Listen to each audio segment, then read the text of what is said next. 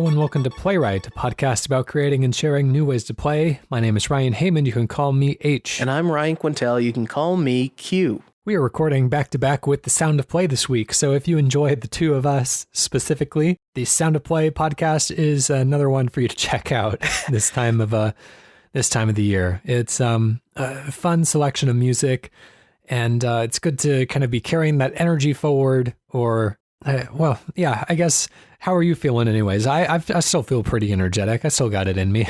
I think so. And you know what? It's always a delight. I actually, I made that joke last episode. I think that I got to get on The Sound of Play. You turned around and made it happen immediately. So thank you for that. But for people that don't know, like, Sound of Play was really my gateway into Cane and Rinse. I started. Oh, that's right. Yeah. I think the first time we ever recorded together was A Sound of Play, but it was also something that I really ended up loving in terms of there's not, weirdly, it's not common to have something that's really just about video game music, I feel like. And game music is in all these sources. It's in YouTube. It's on these streaming services, but nobody like really dedicated to making game music and showcasing game music. And that's what Sound of Play is so good at. So if you're a Sound of Play listener and you heeded the pitch to come over and listen to this show, thanks for taking a chance. That's right. We're going to impress you hopefully with some great video game ideas. We'll see how it goes. No promises on that front. Yeah, I've got some fun stuff anyways, and we'll see what you and our community have in store. So let's get straight to it. This is some kind of crazy video game ideas for our Playwright Thursdays.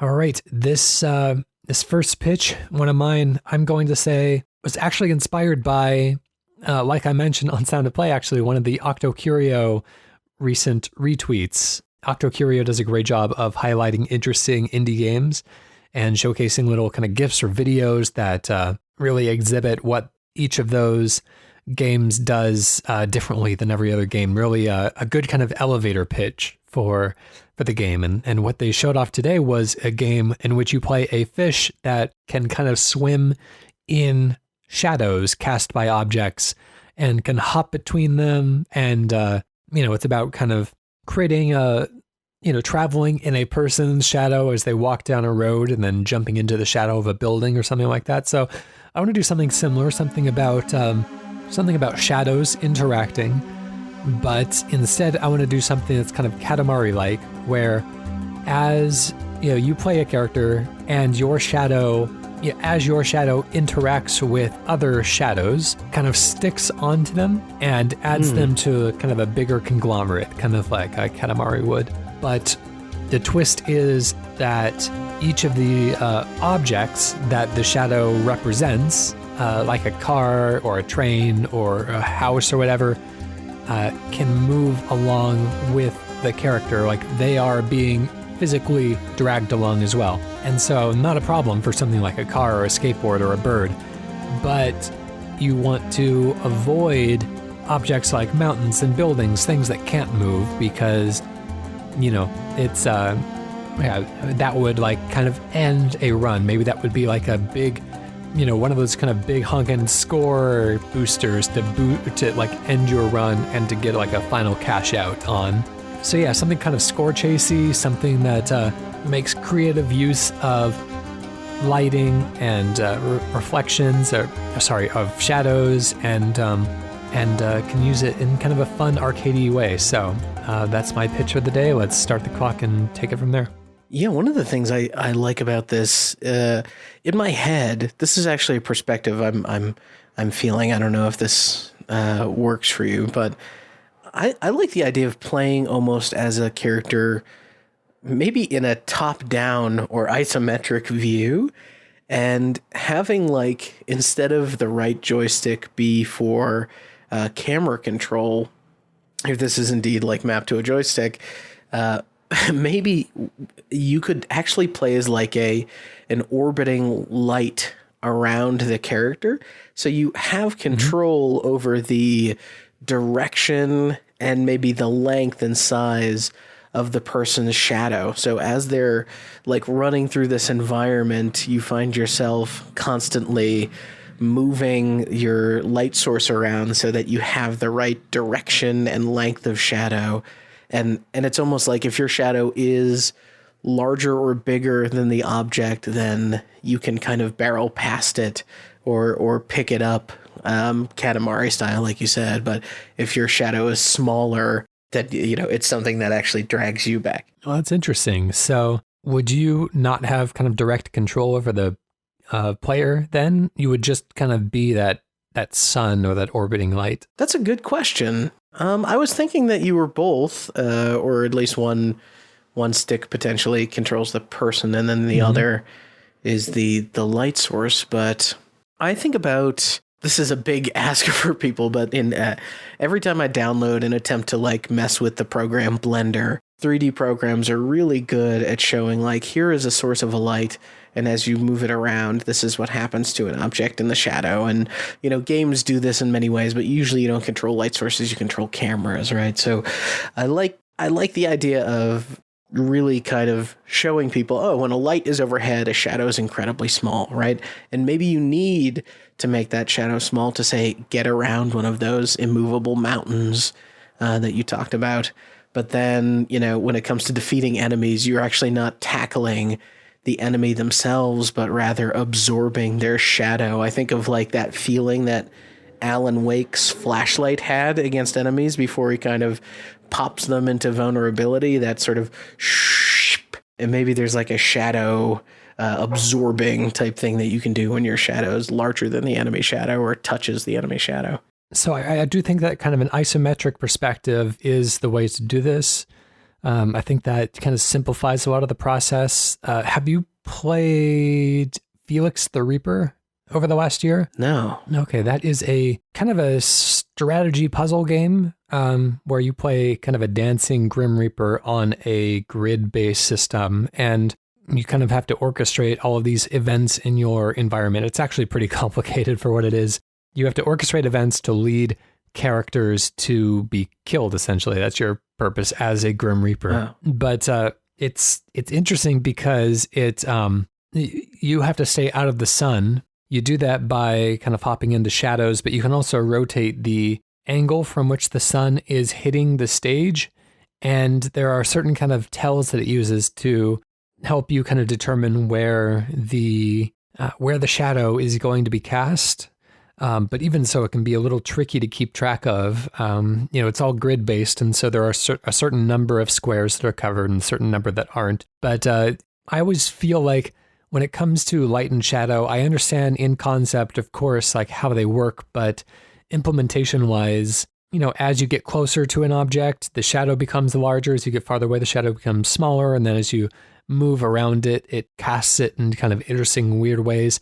How would we make that, easy to work with in a kind of reactive moment to moment sense? And it always feels like it's too easy to get yourself into trouble by making the shadow too big and accidentally touching something you're not supposed to. I don't know. I'm anticipating the controls being a little bit complicated. It's a good question.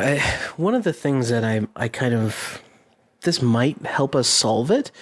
The idea of essentially the way that a camera works in, I think of a racing game, for example. And so in racing games, like very often the camera it's defaulted to in front of you, right? You can see right in front of you and you're almost looking around when you start touching the right joystick. In a third person car, it's kind of swiveling around the car. And so I wonder if the light source around me is far more flicky or twitchy, and at that it's always like right over my head, so I'm not casting any shadow.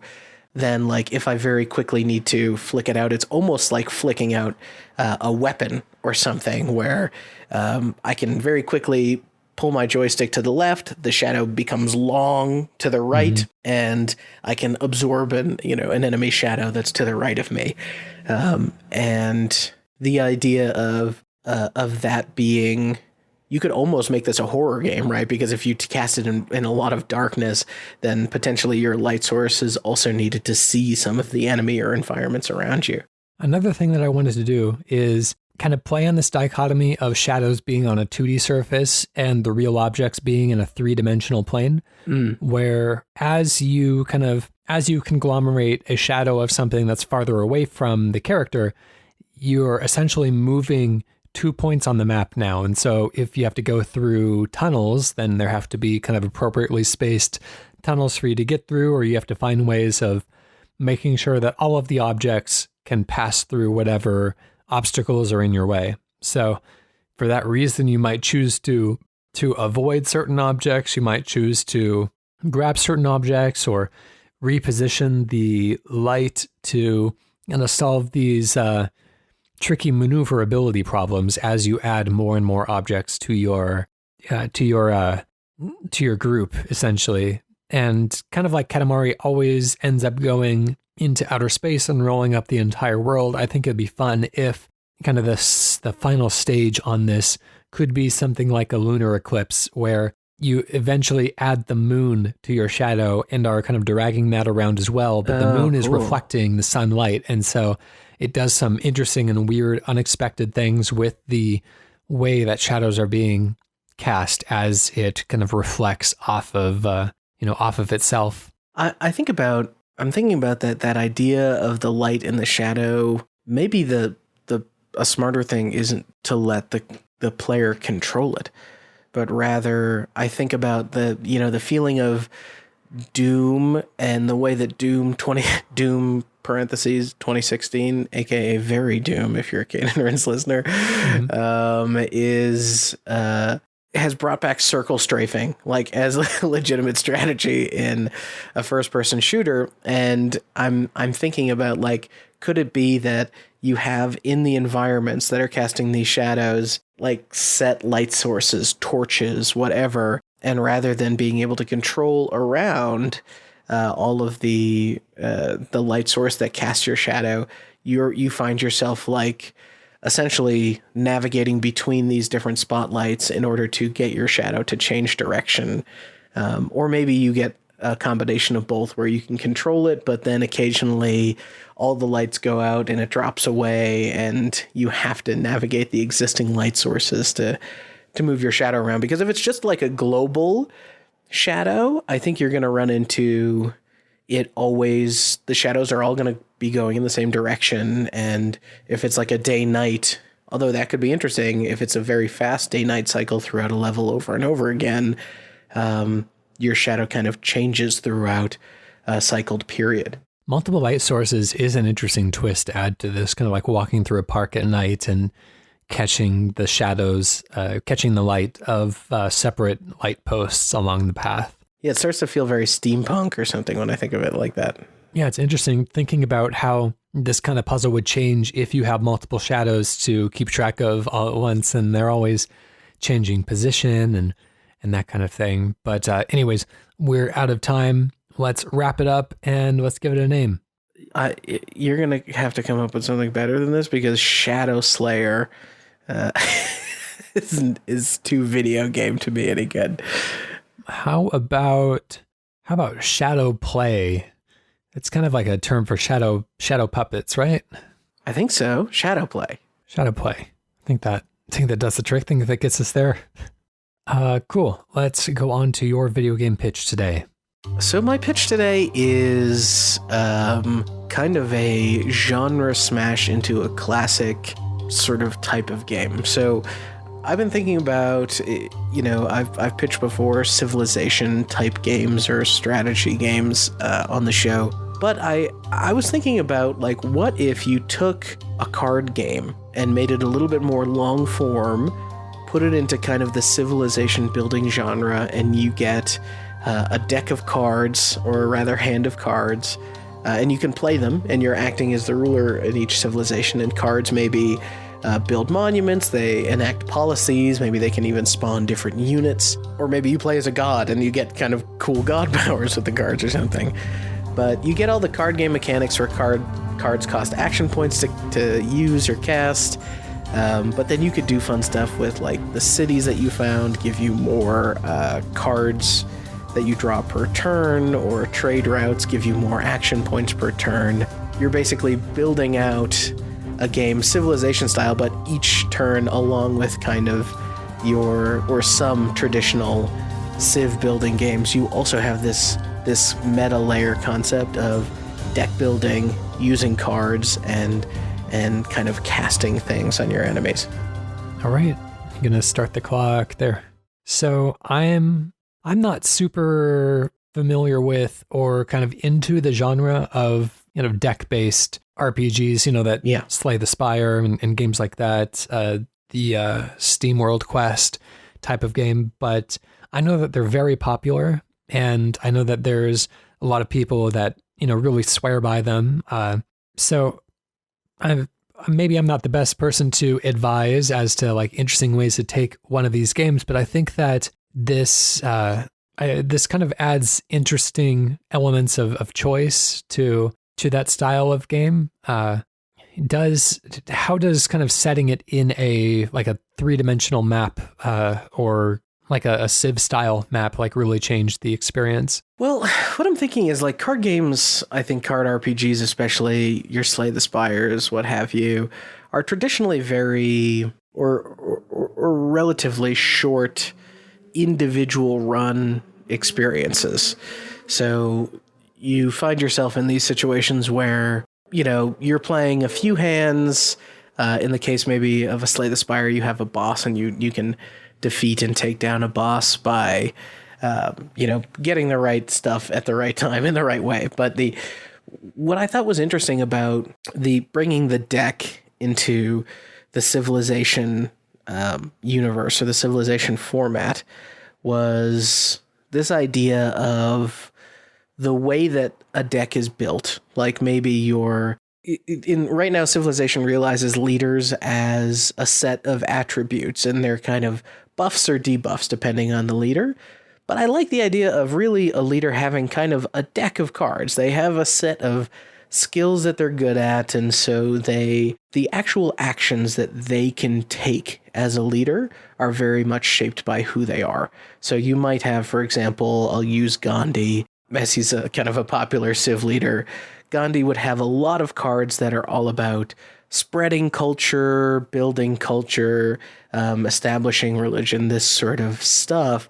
And so the cards that Gandhi would have at his disposal to maybe solve a diplomatic situation are going to be different than how, say, Genghis Khan might approach a problem. So the idea of leaders really being these set of skills and cards that one deploys rather than just like, Gandhi has a 5% religious bonus, and so if you want that sort of strategy, you're just going to pick Gandhi, but otherwise it's a blank slate if it weren't for the bonus that's built into him.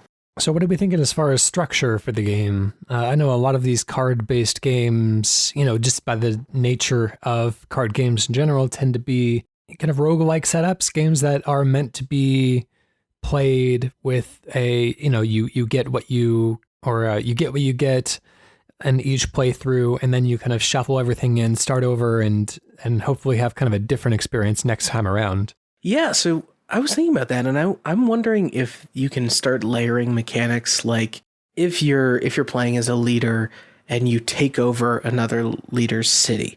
So you have many of the same, maybe you simplify some of the Civ mechanics and strip out things like policy decisions or religion switches and culture switches, so that you can, leave that to the cards and leave the complexity sitting in the cards. But the idea of taking over another civilization, and because that city was once a part of China and under that leader's rule, you suddenly find yourself with access to all these different cards that are coming out of this city that don't necessarily play into your strategy, but you have to sort of adapt and leverage the assets that you have in the city that you've adopted as your own. And you could even do that based on region, or the way that in Civ, where you place your city, it has access to different resources and therefore is also generating a different set of cards for you. In terms of the actual actions, I think that kind of your basic Civ of like, okay, you can set some things in your city, maybe you can queue up units and things to be built, but cards that you can play in a turn perhaps shave down the number of turns it's going to take to generate those units, or helps you enact a policy or instant spawn a unit, or perhaps build a monument that's going to give a particular city a buff. And, you know, Civ has that just one more turn style gameplay. And I think it would be cool to, like, the way a card game, as long as you didn't have to, as long as cards kind of went back into the deck and you didn't just discard them forever, Civ with cards could have that one more round of getting to play your cards. Is there anything that we can do? And I don't know if I've seen this before, but kind of playing on the fact that cards are kind of, you know, physical objects as well. Cutting cards and combining them, pasting them together somehow. Anything that we can do, you know, even folding cards for easier draws, or I'm not sure. But like any way that we can kind of bring some of that physical artifice into this simulation game. I'm just thinking of like Paper Mario and the ways that it uses its papery type of aesthetic to kind of have interesting storytelling conceits, things that couldn't happen if it were representational of like a real Mario game, like it is knowingly itself made of crafted materials. That's interesting. I think you might be able to do something when two units go up against each other in Civ. They're very much rolling dice, right, to determine if you're going to win a battle.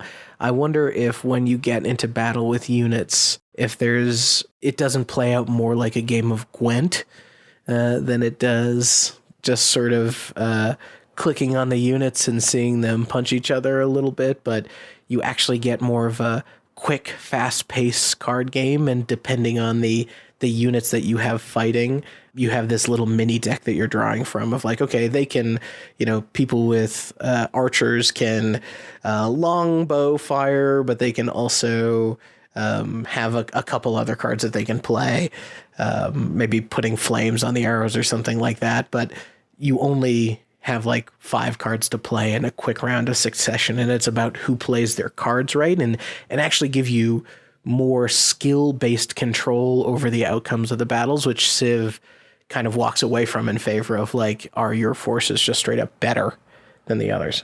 So what kind of interesting interplays usually take place in these card-based games? Are we talking like elemental things like in a Magic the Gathering type of setup, or like what kind of outranks numbers and strategy? That's a good question. I wonder if you did 2 layers of cards, or not necessarily 2 layers, but like I'm thinking about Magic the Gathering and how you can have a red-blue deck. So instead of just being stuck into individual leader decks of which you can unlock outside the game, you can kind of build a hybrid of like, this is the Gandhi Christianity deck.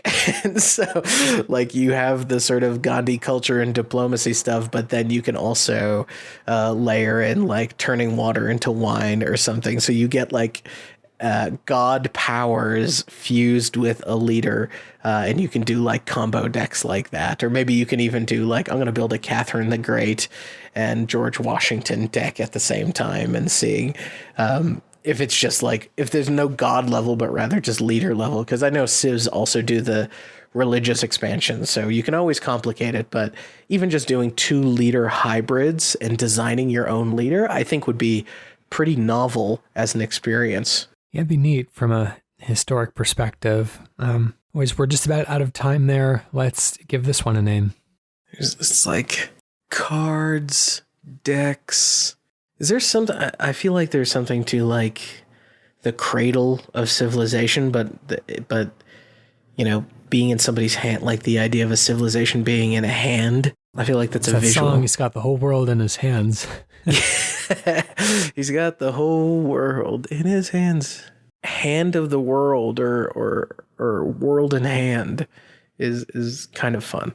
World in hand. Yeah, that gets a little close to Hand of Fate, the other kind of card-based video game, but I think it's different enough. We can work with that. That's World in Hand. That is our second pitch for the day. Let's go over to a listener email. We have one from Mike Esguerra. It says, how about a Robotron Smash TV arcade-style game to promote social distancing?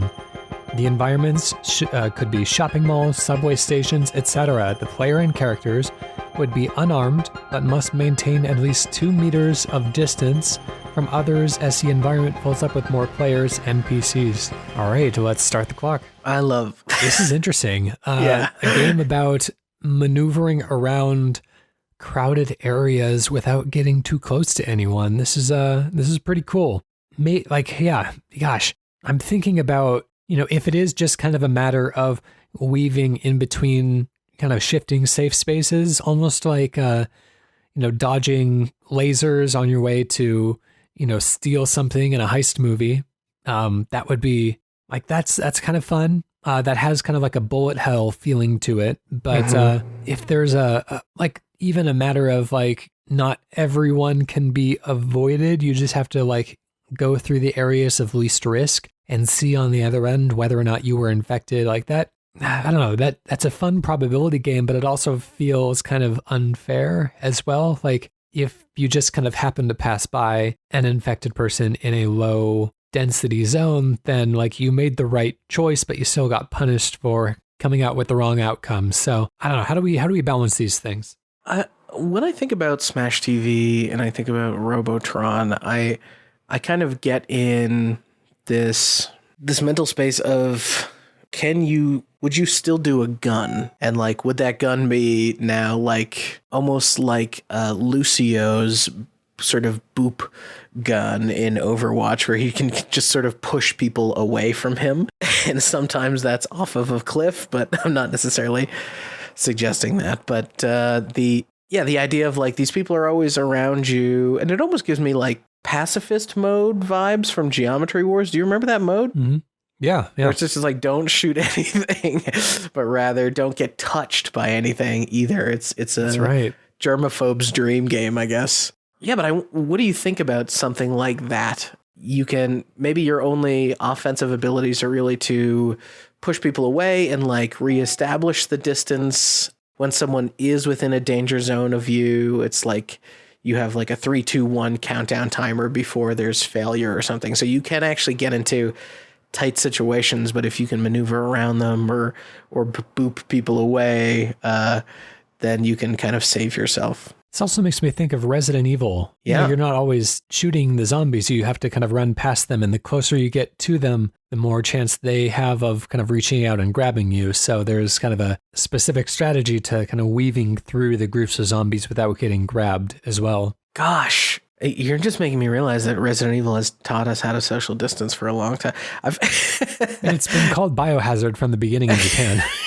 It's true. It's funny that you say that, because it's I actually think that I was in a grocery store yesterday for the first time in months and months and months, and I found myself feeling like I was playing Resident Evil, of like I could feel my back sort of tighten and curl away from people as they would walk by me in aisles that were certainly not designed to keep people 6 feet apart from each other. So what else can you do in a game like Resident Evil? You can I know Leon has like some spin kicks and stuff that he can pull off, but maybe that's inappropriate. I'd like to keep this non-violent, because that's really not the answer to keeping away from people. Yeah, I mean, we could go in a fairly kind of stylish route. I'm thinking like a Bayonetta, where you're kind of constantly almost kind of dancing around people. Cool. Where you're doing lots of spins and twists and slides and stuff to get around people in a fantastical but entertaining way. I also think if you had a mechanic where,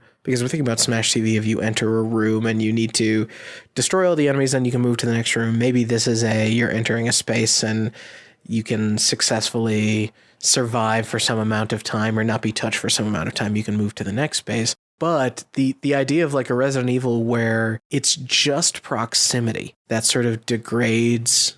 Let's say you have a mask. Hey, let's wear a mask. Why not? Right? Mm-hmm. We should social distance and have masks. So you have a mask, but the more the mask is exposed to, infected people, or just you're within proximity of people, the mask kind of wears down over time, and then you are without a mask. And then if you're without a mask, you're in that like scary Resident Evil, hey, one person touches me and I'm done, that limping that limping Redfield mode. But until, of course, you find a mask, or maybe you find mask filters or something like that, and those have a certain integrity and last you again. So you're kind of trying to balance keeping your equipment clean, sanitized. Maybe the save stations, instead of ink ribbons, can be hand washing stations. That's fun too.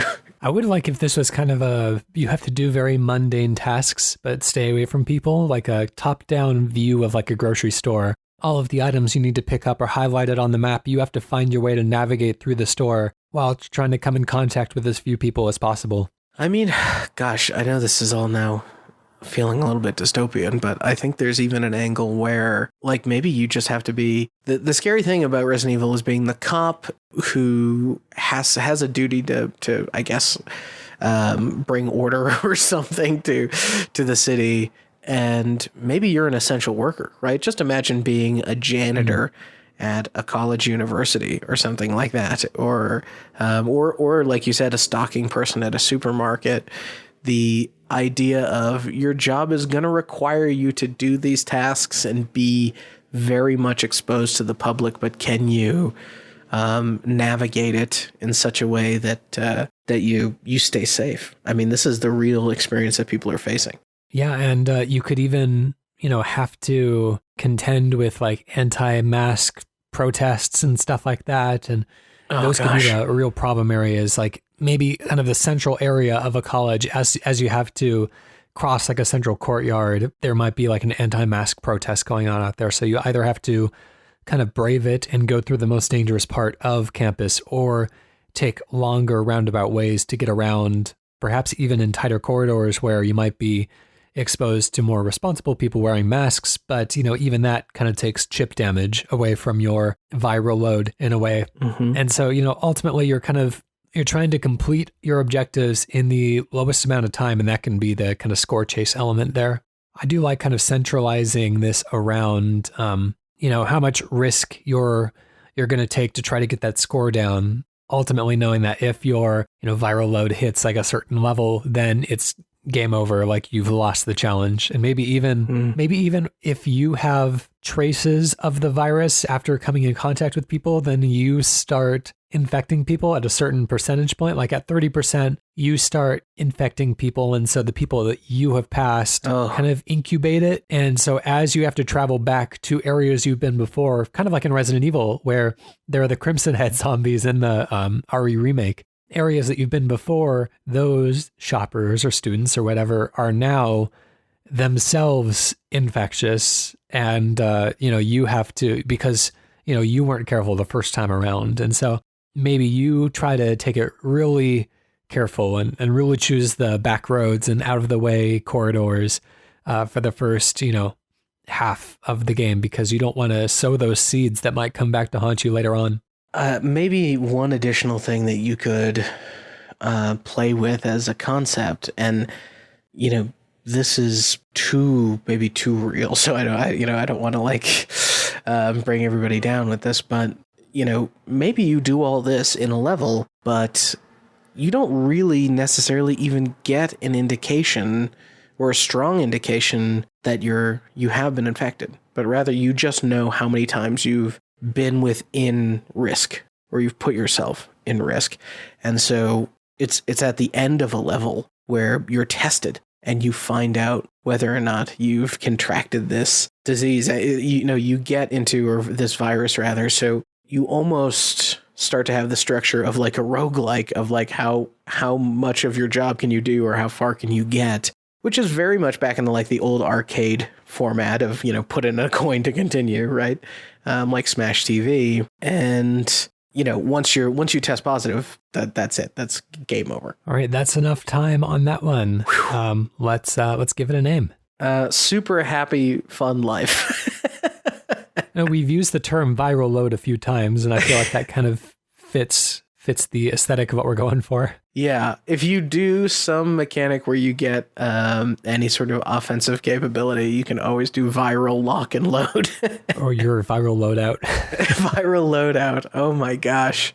Hey, that's okay if you give the person tools and stuff to manage in real time, get some hand sanitizer spray and the whole thing. It's true. Anyways, that's a fun one from the ever reliable Mike Esguerra. Thank you very much for sending that in. And if you would like to submit a video game idea, you can do so by going to playwrightcast@gmail.com, going to playwrightcast.com/pitch, or tweeting us at playwrightcast. Special thank you to PROTODOME for the use of our theme song Hello World off the album Blue Noise. And while you're listening to things, you can go listen to Sound of Play this week and hear me and H hanging out a little bit more, talking about some great video game music. You can go listen to Sausage Factory and hear interviews with people who are actually making real games instead of us chumps who are just making up fake ones. And of course, Kane and Rince reviewing games, deep dives. This is not like the hype train that you might get in your typical podcast. This is a detailed deep dive into games that aren't always brand new, right? They're usually out and it's almost post-hype reviews, isn't it, Age? Yep, we like to give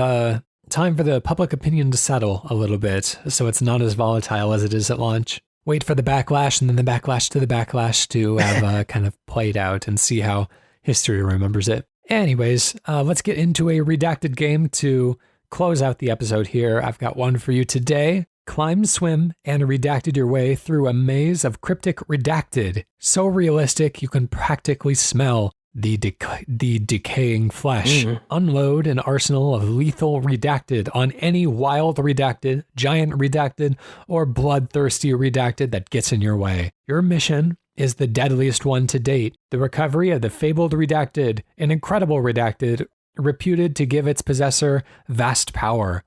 Get ready to cross the redacted to take on impossible odds while exploring redacted, ancient redacted, redacted pyramids, and the lost city of redacted. Oh, okay. First I was very in zombie territory here, but maybe that's entirely incorrect. I seem to be on a long journey. It's sprawling, so that makes me think, that brings my mind to this as probably a larger game, or I guess maybe I don't know how to say it. I guess a double to AAA game. I feel like indie games, it's hard to capture this type of scope. And then there's pyramids. Okay. And I have to say that aspects of this description, certain aspects feel a little bit misleading. Okay. But that's what kind of makes it fun too. And did you mention something about puzzles or solving something? Let me check. Let's see. Unload an arsenal of lethal redacted on any wild redacted, giant redacted, or bloodthirsty redacted that gets in your way. The recovery of fabled redacted, an incredible redacted, reputed to give its possessor vast power. Get ready to cross the redacted to take on impossible odds while exploring redacted, ancient redacted, redacted pyramids, and the lost city of redacted. Doesn't look like there's specific mention of puzzles. Okay. Although it does say climb, swim, and redacted your way through a maze of cryptid redacted, so realistic. So however you take those redacted words, might play into that. The first thing I'm trying to do is Google. Well, I don't want to Google anything, but I'm trying to think of, there's a PlayStation 4 game where it is kind of isometric co-op. You are playing as people fighting undead zombies. Is there help here with this game name? Do you know what I'm talking about? Are you talking about Dead Age, maybe? No, it's... Oh my gosh, what the heck? Oh my goodness, it's digital only. I can't even think of it. I think the word dead is in it. No, Dead Age would be my... Well, no, that's Dead Light. What is... Oh, there was a... No, that's not it. It might be Dead Light. I'm almost looking at Dead Nation. Dead Nation is what I was thinking. There we go. Yep, that's correct. Sorry, that is not correct, but it is the one you were thinking of. I did it. No, I didn't do it. Okay. It's not Dead Nation. Okay. Can I get some metadata? This game received a 91 Metascore and an 8.4 user score. Whoa. It was the number 2 best game of its platform of its year, number 2 most discussed game of its platform of its year, and number 2 most shared game on its platform of that year. It is a multi-platform game, but in a non-exhaustive way. It did launch on a specific platform, but it became better known when it launched on a second platform later on. So very well regarded and on multiple platforms. The pyramid thing is tripping me up because I feel like that has to be... I feel like that's not a very popular setting for fighting the undead. Is this a FromSoft game? It is not. I guess I can count. I can technically count as my second guess, but yikes. Could I get like some reviews or something? I feel like I'm not honing in. Let me try to find something. There is a 10 review that says, amazing. Every gamer should play this game. It has so much to offer. However, redacted will feel outdated to new gamers who haven't experienced and enjoyed games on the older PlayStation. One review says, this game is stupid, boring, long, and infuriating. The movies are cool, though. The movies are cool. So that throws another wrinkle into the mix. I'm going to guess, I'm just going to have, for my own sanity, have to disregard any idea that this could be like an FMV or something. Okay, I want to zoom in one more question. Is this a God of War game? It's not a God of War game. That for me is like pyramids, battling things that are potentially undead, swimming, climbing. There must be something that I'm not. I can tell you this game came out in 1996. Oh my God. Is this Tomb Raider? It is indeed. Oh my God. Oh my goodness. I think you probably generously gave me kind of like 2.5 guesses in there with my two. That's all right. That's all right. Are you killing undead in that game? There's an aspect of that. Most of the time you're kind of fighting against wildlife, but it does get more supernatural as the game progresses. But yeah, I don't know if I fully agree with everything in this summary. It says, climb, swim, and backflip your way through a maze of cryptic death traps so realistic you could practically smell the decaying flesh. Unload an arsenal of lethal firepower on any wild dog, giant lizard, or bloodthirsty mercenary that gets in your way. Your mission is the deadliest one to date, the recovery of the fabled Scion, an incredible treasure reputed to give its possessor vast power. Get ready to cross the globe to take on impossible odds while exploring Incan ruins, ancient Rome, Egyptian pyramids, and the lost city of Atlantis. Holy cannoli. Holy cannoli. Tomb Raider. Yeah, so there we are. We got another victory. We should really be keeping a tally of how many we get versus how many we miss. We That's should. right. Highly rated game. Classic piece of video game history there. Yeah, 1996 really helped, so I appreciate that. Well, that'll do it for us today. We will catch you again next week. Bye.